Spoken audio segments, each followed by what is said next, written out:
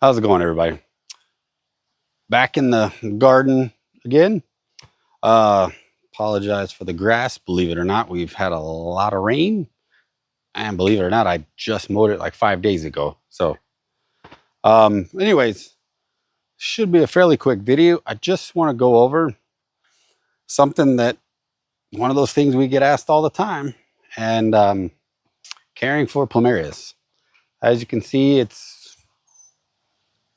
become of a little bit of an addiction to us.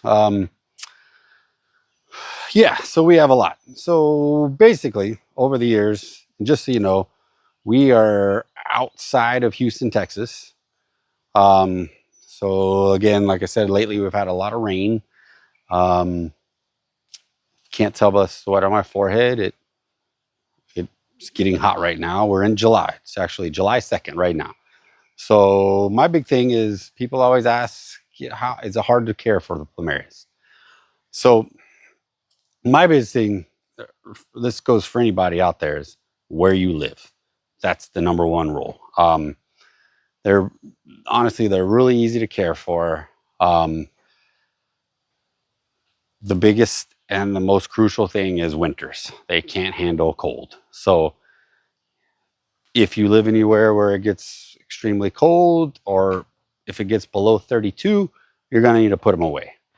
And even if you live somewhere that it gets the 50s, you don't need to put them away, but they're still going to end up losing all their leaves. So don't freak out when all of a sudden your plumeria's leaves turn yellow and they all drop off. That's normal.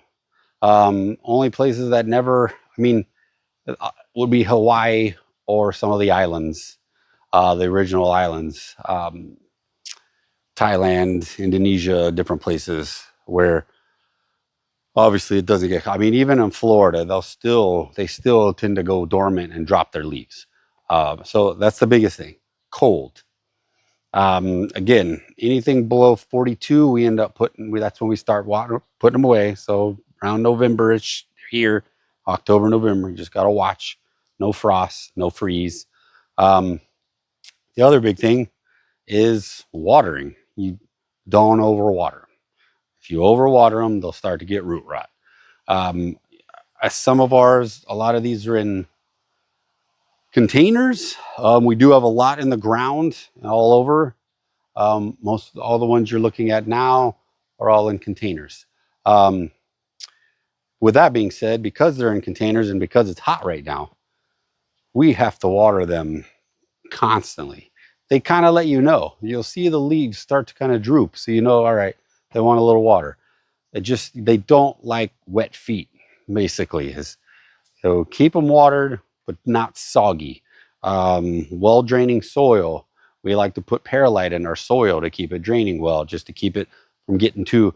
Even a sandy loam might be good.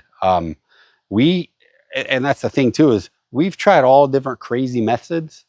We just use basic old potting soil, and that's all of ours. And as you can see, we're doing pretty good. We don't get crazy. We've tried all the crazy mixes, and I mean, yeah, it's great, but for the cost, like a big bag of Miracle Grow and some perlite, and this is what you get. I mean, now to get a lot of blooms, again with a lot of these, to get a lot of these blooms. That's the other thing is once it's an established plant, it's got good root system. You need to fertilize them. We will fertilize every 4 weeks. Um, and you buy a Plumeria fertilizer. It's easy to get. You can get it on Amazon. You can get it here. We could buy it at the local Ace Hardware has it. One of our garden places, that's a Nelson's Plumeria Foods, really good one. We use that one a lot. Just get the Plumeria food. Look for the Plumeria food. It's easy to find. It's not like it's impossible to get. I mean, that's your big things. Not a lot of water. Put them away in the freeze if it gets cold. That's the number one thing that a lot of people are like, I don't want to deal with them, because if you don't want to deal with that, then I wouldn't get them, because unless you live in an area where you're not going to get that cold, they're just going to die. If you leave them out, like again, we have a lot in the ground. I mean, I literally have to put everything you see away into our garage in the winter. Again, all the leaves come off, so they're basically just big sticks. That's where a lot of people think like, uh-oh, it's dead. And no. Again, in the winter in a lot of places, I said again, like Florida, they just go into a dormant. They just turn to sticks. So they're not real pretty at that point. But again, you take a little bit of care of them. They do pretty well with pests. There's a few things to worry about, but you just have to watch. Sometimes the big one for here is to make sure for us, because we are humid and hot, is good ventilation. If you don't get good ventilation, man, you'll get a white fly breakout. So as long as you're just, and when I say vent, as long as it's getting some wind, like sometimes we'll have it where if too many are bunched up, then we'll end up having to cut some leaves and stuff just to kind of open it up a little. And sometimes you'll see some rust. If you start getting rust, then that's something you got to deal with. If it's not too bad and you catch it, you just cut those leaves and get rid of them. But that's the big thing. I mean, they're pretty easy to take care of. Some varieties are more tolerant than others. Some can be a little more temperamental. A lot of your dwarf varieties can be a little more temperamental, especially if you're trying to propagate them, like do cuttings and or seeds. That they're a little harder to do. Not to say you can't do it. They're just a little more finicky. That's the reason they're a dwarf. Dwarf plants, that's the reason they're dwarfs. They're not as hardy growers as the big brothers of them.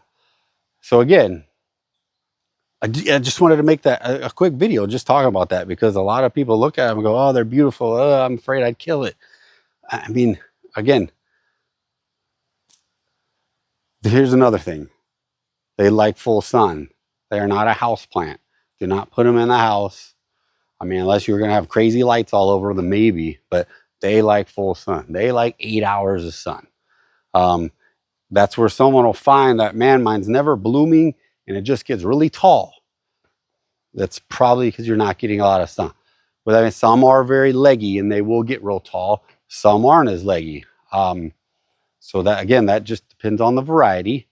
But for the most part, they want full sun. Okay. Sheesh.